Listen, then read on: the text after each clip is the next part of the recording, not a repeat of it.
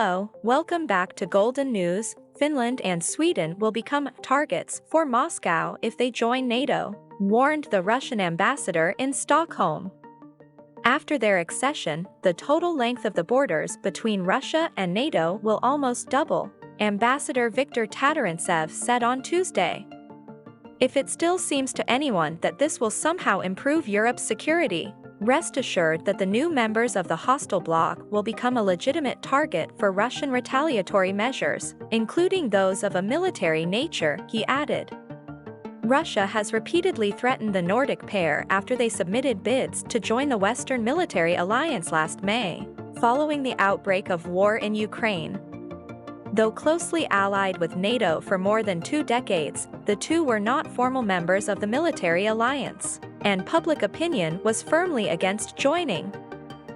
That all changed after Russia invaded Ukraine, when public opinion swung dramatically in favor of joining NATO, at one point topping 80% in Finland, which shares a 1,300 kilometers border with Russia, and nearing 2/3 support in Sweden, according to polls. Under NATO rules, a country only becomes a full member when all 30 countries have ratified their applications. Finland is now waiting for Turkey to ratify their bid to join NATO, something that President Recep Tayyip Erdogan has promised to do. Hungary, the only other country to drag its heels, ratified on Wednesday and is expected to drop the instrument of ratification in Washington, D.C. on Friday. As for Sweden, its candidacy is still in question. Ankara is currently blocking its entry, while Hungary is delaying ratification.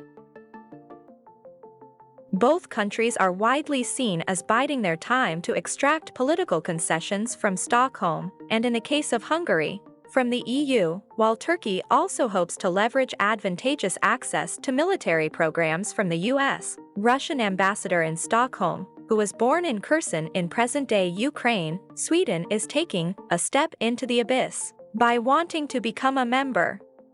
Criticizing its hasty decision without a national referendum, he claimed the NATO command had decided to enter fully into the conflict, creating risks for Sweden. In this case, the Swedes will undoubtedly be drawn in and sent to their deaths for the interests of others, Tatarintsev wrote.